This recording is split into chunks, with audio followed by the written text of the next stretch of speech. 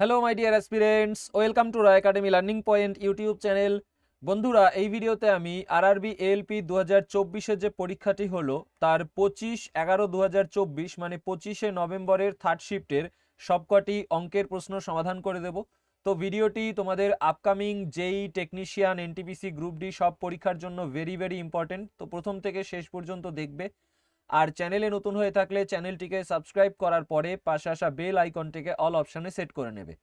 আর এই ভিডিওর নিচে ডেসক্রিপশন বক্সে আমাদের অফিসিয়াল টেলিগ্রাম চ্যানেলের লিঙ্ক দেওয়া আছে, সেখানে ক্লিক করে আমাদের টেলিগ্রাম চ্যানেলে জয়েন করে নেবে, ঠিক আছে?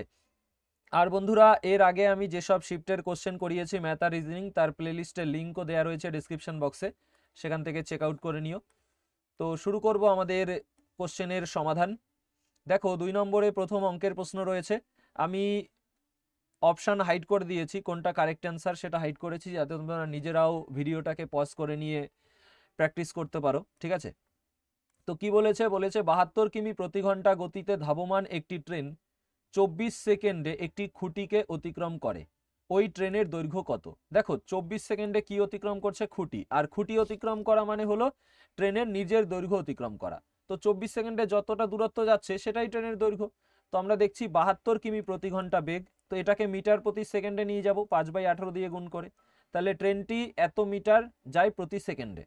তাহলে 24 সেকেন্ডে কতটা যাবে? 24 দিয়ে গুণ করে দেবো, ঠিক আছে? তো 18 দিয়ে কাটলে 4×8=72, তো 4×5=20 গুণ 24 করলে 480। 24 সেকেন্ডে ট্রেনটি যায় 480 মিটার, তো এটাই ট্রেনের দৈর্ঘ্য, ঠিক আছে? এবার দেখো, 3 নম্বরে রয়েছে আমাদের অঙ্কের প্রশ্ন।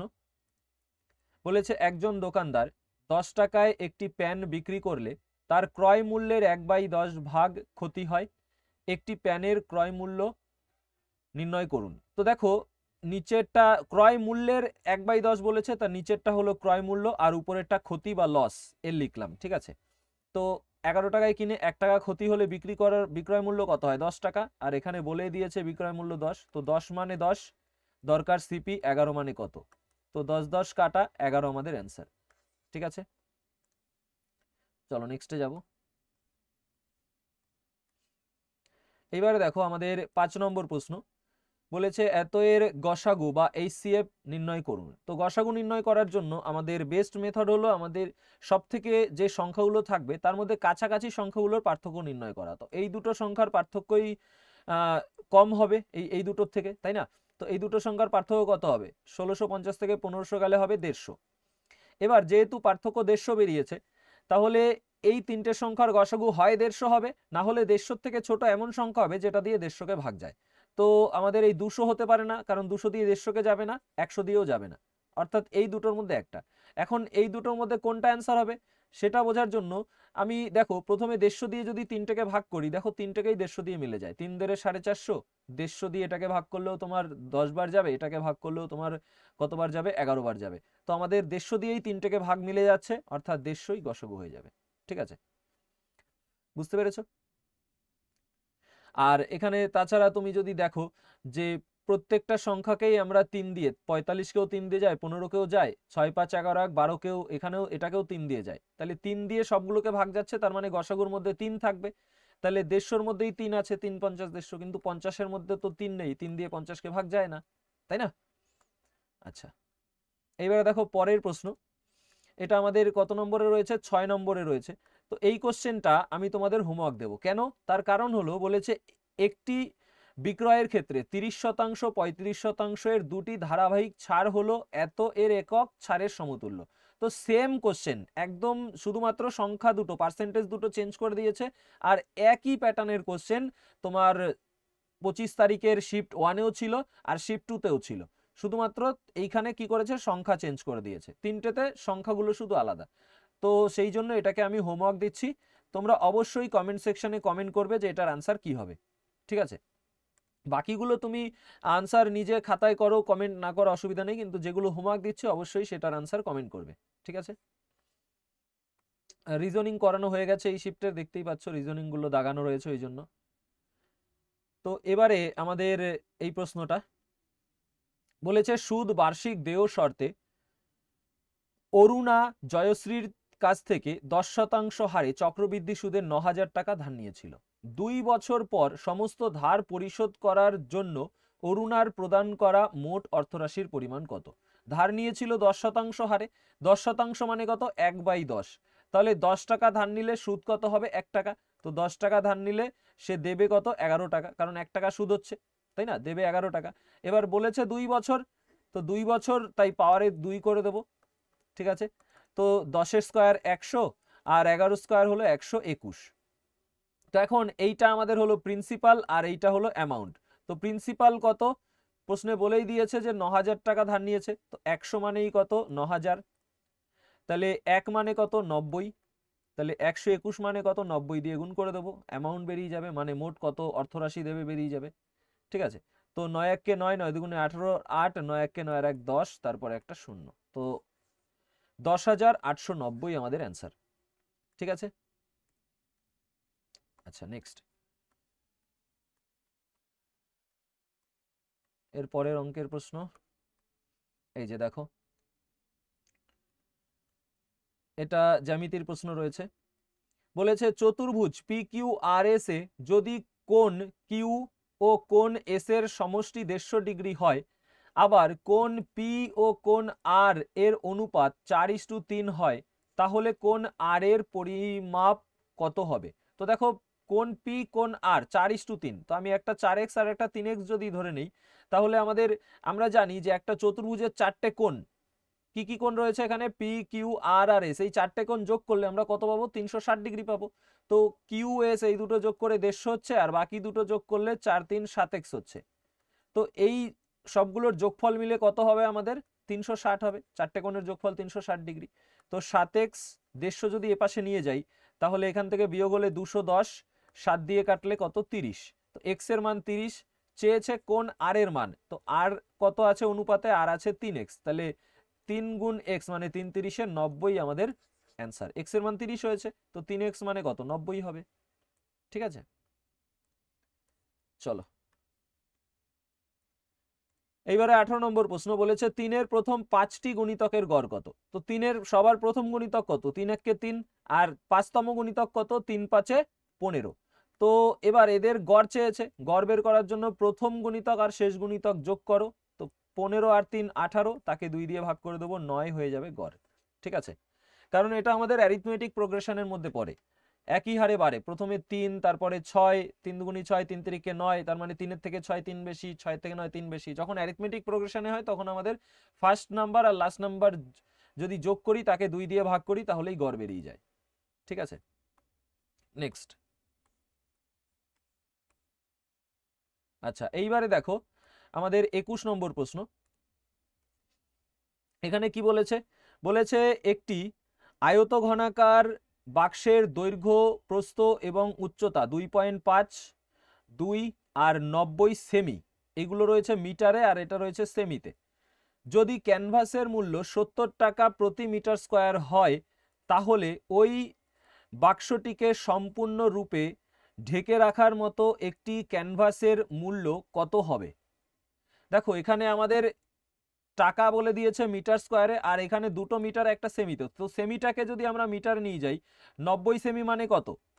90 সেমি মানে হলো 90/100, মিটার নেওয়ার জন্য 100 দিয়ে ভাগ করব, তো 9/10 মিটার হয়ে গেল, ঠিক আছে? 9/10 মিটার। এবার 9/10 এটাকে আমি দশমিকে নিয়ে যাই একবারে, তো 90 সেমি সমান সমান তোমার 0.9 মিটার, ঠিক আছে? 9/10 মানে কি? 0.9। আচ্ছা, এবারে আমাদের যেহেতু এখানে বলেছে আবদ্ধ আয়তঘনাকার বাক্স, আবদ্ধ আয়তঘনাকার বাক্সের যে ক্ষেত্রফল হয় সমগ্র তলের, সেটা কি হবে?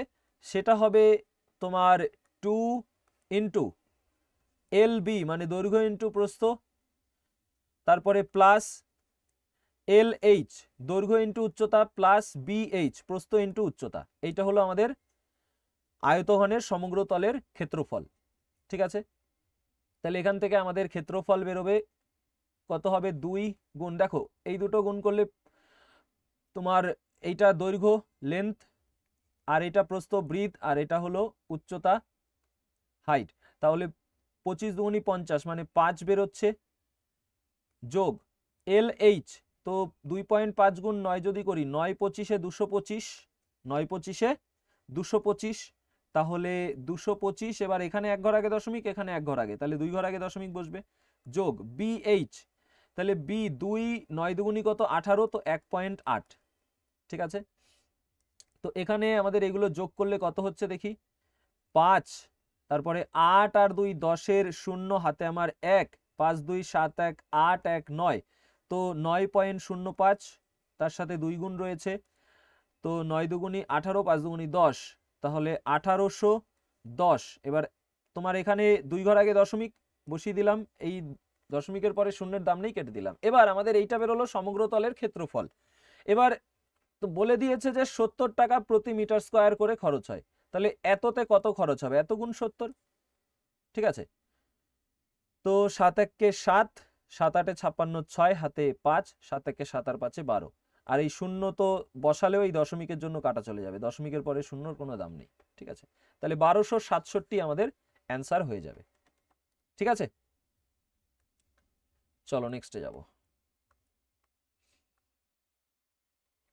এইবারে আমাদের 23 নম্বর প্রশ্ন বলেছে, একটি গাড়ি 20 কিমি প্রতি ঘন্টা বেগে 80 কিমি আর 30 কিমি প্রতি ঘন্টা বেগে পরবর্তী 30 কিমি দূরত্ব অতিক্রম করে, গাড়িটির গড় বেগ কত?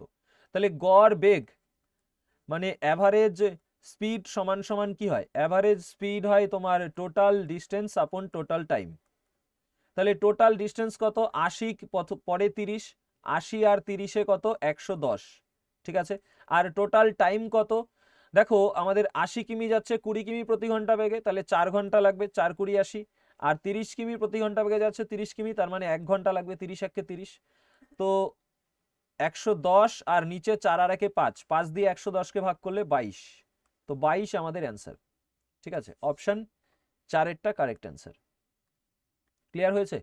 দেখো যদি ক্লাসটি ভালো লাগে তাহলে লাইক করবে এবং কমেন্ট করবে, আর বন্ধুদের সাথে শেয়ার করে দেবে যে এরকম ভাবে ক্লাস করানো হচ্ছে, যাতে তোমার বন্ধুরাও ক্লাসটা দেখে উপকৃত হতে পারে। ঠিক আছে, তো এখন আমাদের 25 নম্বর বলেছে, প্রদত্ত রাশিটির মান নির্ণয় করো। তো দেখো 3 দিয়ে 18-কে ভাগ করলে 6, 6-এর সাথে 12 যোগ করলে আবার 18ই হয়ে যাবে।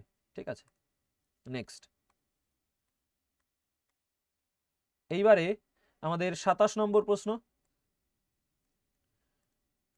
দেখো প্রশ্নে বলেছে, একজন ব্যক্তির, ভিডিওটাকে পজ করে নিয়ে আগে নিজেরা ট্রাই করো, একজন ব্যক্তির জানুয়ারি, ফেব্রুয়ারি, তারপরে তোমার মার্চ এবং এপ্রিল মাসের গড় বেতন 8,000 টাকা, আর ফেব্রুয়ারি, মার্চ, এপ্রিল আর মে মাসের গড় বেতন হলো 8,500 টাকা। মে মাসের বেতন 6,500 হলে জানুয়ারি মাসে তার বেতন কত ছিল? তো এখান থেকে দেখো আমাদের এই জায়গাতেও ফেব্রুয়ারি, মার্চ, এপ্রিল রয়েছে, এখানেও ফেব্রুয়ারি, মার্চ, এপ্রিল রয়েছে, এখানে জানুয়ারি এক্সট্রা, এখানে মে এক্সট্রা। তো এরকম কোশ্চেন আমরা কি করব, দেখো আমি বোঝানোর জন্য লিখে করছি, জানুয়ারি, ফেব্রুয়ারি, মার্চ আর এপ্রিল, তিনটেতে এই 4 মাসে গড় হলো 8,000, মোট কত 4 8 32,000। ঠিক আছে, আবার ফেব্রুয়ারি, মার্চ, এপ্রিল, তারপরে মে, গড় কত 8,500, মোট কত, মোট হলো তোমার 4 8 32 আর 4 5 20, তাহলে 32,000 আর 2,000 34,000। ঠিক আছে, তো এখন আমরা বিয়োগ করে দেবো, উপরেরটা থেকে নিচেরটা বিয়োগ করে দেবো। তো এফ এফ কাটা, এম এম কাটা চলে গেল, এ কাটা চলে গেল, থাকলো আমাদের জে মাইনাস এম।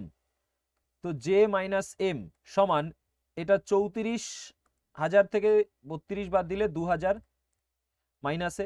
তো আমাদের চেয়েছে কি জানুয়ারি মাসের বেতন, তো এখানে আমরা দেখতেই পাচ্ছি জানুয়ারি সমান সমান এই মে মাসের বেতন কত বলে দিয়েছে 6,500, তো সেটাকে যদি ওপাশে নিয়ে যাই তো মাইনাস 2,000, এইটা মাইনাস ছিল, এটা হয়ে যাবে প্লাস। এবার মেয়ের বেতন 6,500, তাই মেয়ের জায়গায় 6,500 লিখিয়ে বসিয়ে দিলাম এম এর জায়গায়। ঠিক আছে, তো এখন 6,500 থেকে 2,000 যদি বিয়োগ করি 4,500 অ্যান্সার হয়ে যাবে। ঠিক আছে, কারেক্ট অ্যান্সার হলো 4,500। ক্লিয়ার হয়েছে? আচ্ছা চলো নেক্সট কোশ্চেনে যাব।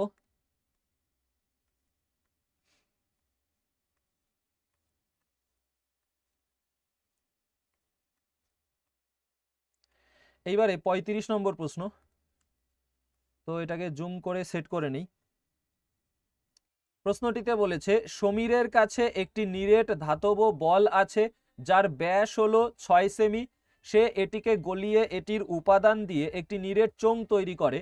যদি চোঙটির ভূমির ব্যাস বলটির ব্যাসের সমান হয় তাহলে চোঙটির উচ্চতা কত হবে? তো এখানে দেখতে পাচ্ছি যে তোমার ধাতব বলের ব্যাস বলেছে 6, ব্যাসার্ধ তাহলে কত হবে? 3 হবে, তাই না? এবার ধাতব বল মানে কি? গোলক, গোলকের আয়তন কি হয়? গোলকের আয়তন হলো 4/3 পাই আর কিউব, মানে 3 কিউব, ঠিক আছে? আর এইটা দিয়েই চোঙ বানাচ্ছে, তো চোঙের আয়তনও সেম হবে। তো চোঙের আয়তন কি হয়? পাই আর স্কোয়ার এইচ। তো পাই আর স্কোয়ার, চোঙেরও দেখো ব্যাস সমান, তাহলে ব্যাসার্ধও সমান হবে। আর স্কোয়ার মানে 3 স্কোয়ার ইন্টু এইচ। তো এখান থেকে 3 স্কোয়ারের সাথে এই 3 কিউব যদি আমি কাটি তাহলে কিউব কাটা চলে গেল, শুধু 3 থাকলো, পাই পাই কাটা গেল। এবার 3 দিয়ে এই 3কে কাটা গেল, 3 একে 3, 3 একে 3, তো এইচ সমান সমান 4 বেরোলো, ঠিক আছে? উচ্চতা কত? চোঙটির উচ্চতা 4। চলো নেক্সটে যাব। এই যে এইবারে আমাদের এই প্রশ্নটায় বলেছে যদি 3টি সংখ্যার অনুপাত এত এবং তাদের যোগফল এত হয়, বৃহত্তম সংখ্যাটি কত? তো যোগফল বলে দিয়েছে, তো অনুপাতের যোগ কত হচ্ছে? 6, 8, 14 আর 5, 19। তো 19 দিয়ে আমরা ভাগ করে দেব, ঠিক আছে? 19 দিয়ে ভাগ করলে 1 এককের মান বেরোবে, 19 দুগুণি 38, তাহলে 200 হচ্ছে। 1 মানে 200, চেয়েছে বৃহত্তম 8, 8 মানে কত? 8 গুণ 200 মানে 1600, ঠিক আছে? চলো নেক্সট।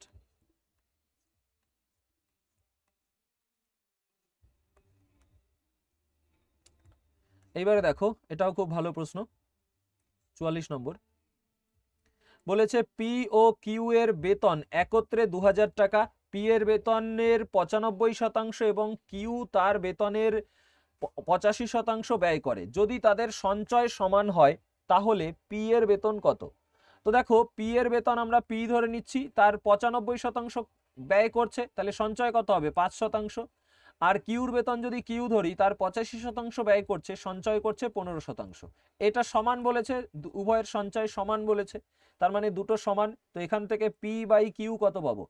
5 দিয়ে এটাকে কাটলে 3, তাহলে 3/1, তাই না? তো এখন আমাদের দুজনের বেতনের অনুপাত পেয়ে গেছি।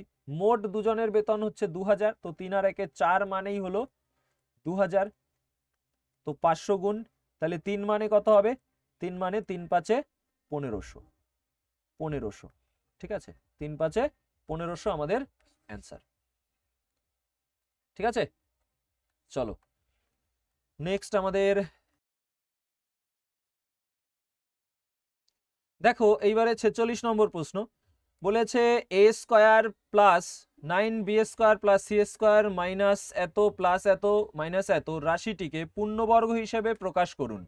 তো এখানে এটাকে পূর্ণবর্গ করতে বলেছে। এই জন্য তোমাদের আমি পেইড কোর্সে একটা সূত্র শিখিয়েছিলাম, সেখানে আমি কি শিখিয়েছিলাম যে a plus b plus c এর হোল স্কোয়ার সমান আমাদের হয় a square plus b square plus c square plus 2ab plus 2bc plus 2ac, ঠিক আছে? তো এই সূত্রটা দিয়েই আমাদের এই কোশ্চেনটা রয়েছে। তো এটার সাথে আর এটার সাথে আমরা এখানে কম্পেয়ার করব কিভাবে? দেখো, আমরা দেখতে পাচ্ছি যে -6ab আর প্লাস 6bc রয়েছে, তো বিসি গুণ হয়ে তার আগে প্লাস হয়েছে, তাহলে এখানে সি এর আগে প্লাস, এখানে মাইনাস, প্লাসে মাইনাসে মাইনাস হচ্ছে, কিন্তু এখানে প্লাস আছে, তো এই অপশন আমাদের অ্যান্সার হবে না। পরেরটা যদি দেখি, এখানে মাইনাস, এখানে মাইনাস, মাইনাসে মাইনাসে প্লাস, এখানেও প্লাস আছে। এবার আমরা চেক করব যে এটা 6bc হচ্ছে কিনা। দেখো, আমরা জানি কি 2bc হয়, তাহলে 2 গুণ, এখানে বি এ আছে 3, সি এ আছে 2, তাহলে 3 দুগুণি 6, তার সাথে আরো 2 গুণ করলে 12 হচ্ছে, কিন্তু এখানে আছে 6, তো এটা আমাদের অ্যান্সার হবে না, ঠিক আছে? এবার এটা যদি দেখি, এখানে প্লাসে প্লাসে প্লাস রয়েছে, আর 3 দুগুণি 6bc হচ্ছে, কিন্তু আমরা তার আগেরটার সাথে যদি দেখি এ বি মাইনাসে রয়েছে, তো এখানে বি এর আগেও প্লাস, এর আগেও প্লাস, প্লাসে প্লাসে প্লাস হচ্ছে, কিন্তু এখানে আছে মাইনাসে, তো এটাও আমাদের হচ্ছে না, তাহলে এইটা আমাদের অ্যান্সার। বাকি তিনটে যখন হচ্ছে না, এটাই অ্যান্সার হবে, ঠিক আছে? এবার এটা দেখো, তুমি চেক করে দেখো, এখানে প্লাসে মাইনাসে মাইনাস হচ্ছে, আর 3 এর সাথে এখানে 2 গুণ করলে, এ বির আগে 2 আছে, তাহলে 3ab গুণ 2 করলে তোমার 3 দুগুণি 6ab হচ্ছে। বাকিগুলো এইভাবে দেখো মিলে যাবে, ঠিক আছে? তো আমাদের অ্যান্সার কোনটা? অপশন 4 এরটা, ঠিক আছে? চলো নেক্সট।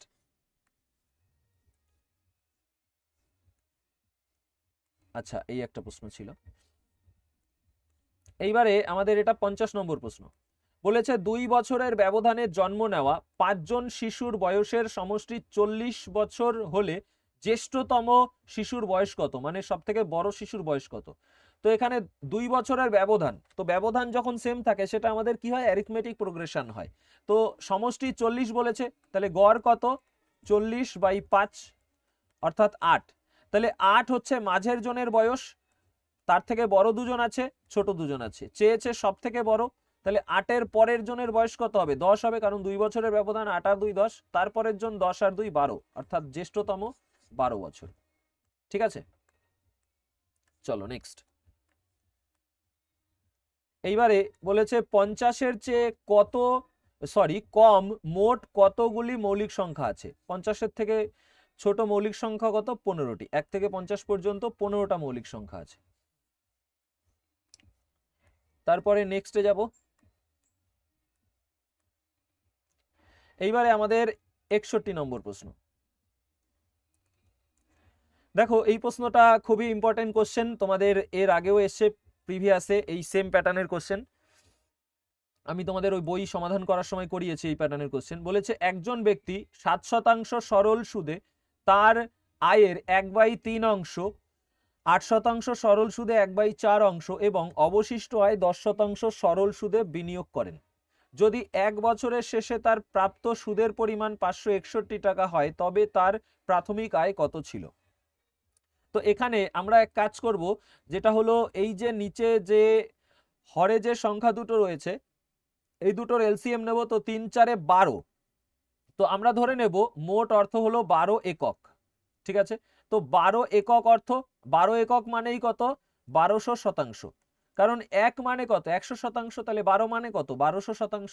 ঠিক আছে, এবার এই 12 একক থেকে আমরা 1/3 অংশ প্রথমে বার করব, তো 1/3 অংশ মানে 4।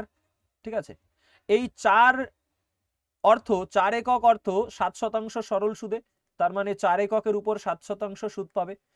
তারপরে এই 12 এককের উপরে আবার 1/4 অংশ কি করছে, 8% সরল সুদে, তো 12-র 1/4 কত, 3, সেইটা 8% সরল সুদে। আর তারপরে আবার দেখো তোমার বাকি অবশিষ্ট বলে দিয়েছে, অবশিষ্ট কত থাকে, 4 আর 3 7, 12 থেকে 7 গেলে হয় 5, তাহলে এই বাকি 5 এটা 10% সরল সুদে বিনিয়োগ করছে। ঠিক আছে, তাহলে মোট কত টাকা পাচ্ছে, 4 সাথে 28% সুদ পাচ্ছে এখানে, এখানে 3 8-এ 24%, এখানে আমাদের 5 10-এ 50। তো এগুলোকে যদি যোগ করি, ঠিক আছে, এগুলোকে যোগ করলে তোমার 50 আর 40 90 102, তো 102% হচ্ছে। 102% মানে এই প্রশ্নে বলে দিয়েছে যে মোট সুদের পরিমাণ কত প্রাপ্ত, 561। দরকার কি আমাদের, প্রাথমিক আয় কত ছিল, মানে শুরুতে কত টাকা ছিল, তার 1200% ছিল, তো 1200% মানে কত বের করব। ঠিক আছে, তো 102 দিয়ে যদি এটাকে ভাগ করি তাহলে 5 বার করলে 5 102-এ তোমার 510, আর তারপরে তোমার 510-এর সাথে 102-এর অর্ধেক মানে 51 যদি করি তাহলে হয়ে যাবে। তো 5.5 গুণ করলে আমরা 561 পাবো। ঠিক আছে, 102 দিয়ে 561-কে ভাগ করবে 5.5, তো 5.5 আমরা এখানেও গুণ করে দেব। ঠিক আছে, গুণ করলে পরে 12 গুণ 55 করলে 660, তারপরে দুটো শূন্য, এবার এই দশমিকের জন্য একটা দশমিক বসিয়ে দিলে একটা শূন্য কাটা চলে গেল, তাহলে 6600 আমাদের অ্যান্সার হয়ে যাবে। ঠিক আছে, দশমিক ছিল তো 1 ঘর আগে দশমিক বসাবো, তাই শূন্য কাটা গেল দশমিকের পরেরটা। ঠিক আছে, ক্লিয়ার হয়েছে, আশা করি ক্লিয়ার হয়েছে। চলো নেক্সটে যাব। এইবারে দেখো আমাদের 63 নম্বর প্রশ্ন।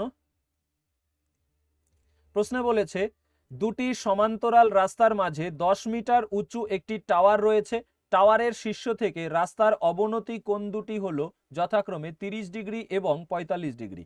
রাস্তা দুটি একে অপরের থেকে কত দূরে অবস্থিত আনুমানিক। ঠিক আছে, তো এখন আমরা দেখছি দুটো রাস্তার মাঝখানে একটা টাওয়ার রয়েছে, এই একটা উঁচু টাওয়ার, এটা কত 10 মিটার। এবার এইদিকে একটা রাস্তা রয়েছে তার মাঝখান, আর এইদিকে আবার একটা রাস্তা রয়েছে সেইটার মাঝখান। এবার এদের যে অবনতি কোণ কত, 30 ডিগ্রি এটা, আর একটা হলো 45 ডিগ্রি। তো এটা 45, তো এটাও 45 হবে। এখানে 30, এটাও 30। তাহলে এখন তোমাদের আমি একটা জিনিস শিখিয়েছিলাম যে যখন আমাদের 45 ডিগ্রি কোণ হয়, 45 ডিগ্রি কোণ হয়, তখন এইটা 1 হলে এটাও 1 হয়, আর এটা হয় √2। ঠিক আছে, লম্ব আর ভূমি 1:1 হলে অতিভুজ হয় √2। আর যখন আমাদের 30 ডিগ্রি হয়, এটা কত 30 ডিগ্রি, 30 ডিগ্রি হলে আমাদের ভূমি √3, এটা 1, আর অতিভুজ হয় 2। ঠিক আছে, তো এখন এইটা দিয়েই আমরা এখানে সমাধান করব। তাহলে দেখো 30 ডিগ্রির সংলগ্ন যে বাহু এটা √3, আর তাহলে এই লম্ব কত 1। এবার একইভাবে 45 ডিগ্রির যে সংলগ্ন বাহু সেটা 1, আর এপাশের এটাও কত 1। ঠিক আছে, তো এখন দুটোই তো 1 বেরিয়েছে, আর একই বেরিয়েছে, তার মানে সমান করার কোনো ব্যাপার নেই। তো 1 মানেই আমাদের 10 মিটার, 1 মানেই তাহলে কত হচ্ছে 10 মিটার। দরকার কি আমাদের? দরকার হলো এই মধ্যবিন্দু দুটোর দূরত্ব, তাই না? রাস্তা দুটি একে অপরের থেকে কত দূরে, তাহলে এই দুটোর দূরত্ব কত? √3 + 1। তো এটার মান বের করলেই হয়ে যাবে। তো √3 মান কত হয়? √3 মান হয় 1.732। ঠিক আছে, তো √3 সাথে আমাদের আবার 1 যোগ করতে হবে, তাহলে আমাদের হবে 2.732। তো 2.1 যদি এত হয়, 2.732 কত হবে? 10 গুণ 2.732। তাহলে কত? এই শূন্যর জন্য 0.1 ঘর সরে এখানে চলে আসবে, তাহলে 27.32 মিটার কারেক্ট অ্যান্সার। ঠিক আছে, 27.32 মিটার। ক্লিয়ার হয়েছে? চলো নেক্সট আমাদের এই যে 69 নম্বর প্রশ্ন বলেছে, অর্পিতা 276 টাকা দিয়ে 9টি কমলালেবু এবং 8টি কলা ক্রয় করেন। যদি একটি কমলালেবুর দাম 10% হ্রাস পায় এবং একটি কলার দাম একই থাকে, তাহলে 5টি কমলালেবু ও 10টি কলার দাম 210 টাকা হয়। 3টি কমলালেবু ও 4টি কলার প্রকৃত মূল্য কত হবে? তো প্রিভিয়াসে অনেক এসছে এই প্যাটার্নের প্রশ্ন, তোমার ওয়াইসিটি বই থেকে আমি করিয়েছি পেইড কোর্সের মধ্যে। তো কি বলেছে? 9টি কমলালেবু আর 8টি কলা। তো একটি কমলালেবুর দাম যদি আমি x ধরি, তাহলে 9টা কমলালেবুর 9x টাকা, 8টা কলা, তো একটা কলার দাম y হলে 8খানা কলার দাম 8y। ঠিক আছে, তো মোট সব মিলিয়ে দাম কত হচ্ছে? 276 টাকা। আবার এখানে কি বলেছে? যে কমলালেবুর দাম 10% হ্রাস পায়। তো কমলালেবুর দাম x ধরেছিলাম, তো 10% হ্রাস পাচ্ছে মানে কত? x গুণ 9/10। 10% হ্রাস পাওয়া মানে কত? 10% মানে 1/10, 10-এ 1 হ্রাস পাওয়া মানে দাম হচ্ছে 9/10। ঠিক আছে, আর কলার দাম দেখো সেমই থাকে বলেছে, ওয়াই থাকে। তাহলে কমলালেবুর দাম এখন কত? 9x গুণ 9/10। কয়টি কমলালেবু কিনছে এই দামে? 5টা, তাহলে 5 গুণ এত, তার সাথে যোগ করব 10টি কলা কিনছে, তাহলে 10 গুণ ওয়াই, এইটা সমানই হবে 210। তো এখানে 5 দিয়ে কাটলে 5 দুগুণী 10। তো এটাকে সমাধান করলে আমাদের 9x, 2 10 দুগুণী 20 ওয়াই, আর 2 গুণ 210 করলে 420। তো দুটো ইকুয়েশন পাচ্ছি, একটা এই যে, একটা এই যে। তো এবার এই দুটোর পার্থক্য করলেই হয়ে যাবে। তো আমরা এইটার নিচে 420, তো এটার নিচে আমি এটা লিখে নেই 9x + 8y সমান 276। এই দুটোকে যদি আমরা বিয়োগ করে দেই, তাহলে 9x 9x কাটা চলে গেল, 20 থেকে 8 গেলে হবে তোমার 12y, আর 6 আছে কত হলে 10 হবে 4, 7 আর 1 8 আছে কত হলে 12 হবে 4, 2 আর 1 3 আছে কত হলে 4, 1, 12 দিয়ে কাটলে 12। তো y এর মান হলো 12, অর্থাৎ তোমার 4টি কলার দাম কত হবে? 4 গুণ 12। আর 3টি কমলালেবু, তো x এর মানও দরকার আমাদের। x এর মান বের করার জন্য আমি যে কোনো জায়গায় মান বসাতে পারি। তো এইখানে যদি বসাই 9x সমান y এর মানটা বসিয়ে দিচ্ছি, 8 12 কত? 96। তো 276 বিয়োগ 96 করব, তাহলে 9x সমান কত হবে? 0, 9 আছে কত হলে 17 হবে 8, তারপরে তোমার 1, 180, 9 দিয়ে কাটলে 20। তো x এর মান কত হলো? 20 হলো। তাহলে 3টি কমলালেবু 3 গুণ 20, আর 4টি কলা 4 গুণ 12, 3 20 60, 4 12 48, 60 আর 48-এ 108। অপশন 4-এরটা কারেক্ট অ্যান্সার। ঠিক আছে, ক্লিয়ার হয়েছে? চলো নেক্সট। আচ্ছা, এইবারে দেখো ডিআই এর প্রশ্ন রয়েছে একটা, ডেটা ইন্টারপ্রিটেশন। তো এখানে কি চেয়েছে বলেছে শুক্রবারের জন্য নগদ ও অনলাইন মাধ্যম মিলিয়ে মোট কতগুলি টিকিট বিক্রি হয়েছে। তো নগদ ও অনলাইন মিলিয়ে শুক্রবার 725 আর 525, 7 5 1200, 25 25 50, 1250 আমাদের অ্যান্সার। ঠিক আছে, নেক্সট আমাদের আর নেই, সবকটা অঙ্ক হয়ে গেছে। তো আশা করি ভিডিওটি তোমাদের ভালো লেগেছে। যদি ভালো লেগে থাকে লাইক করবে এবং বন্ধুদের সাথে শেয়ার করে দেবে, কমেন্ট করে জানাবে কেমন লাগলো। আর দেখা হচ্ছে পরের ক্লাসে। ততক্ষণ পর্যন্ত সবাই সুস্থ থেকো এবং ভালো থেকো। Take care. জয় হিন্দ, জয় ভারত।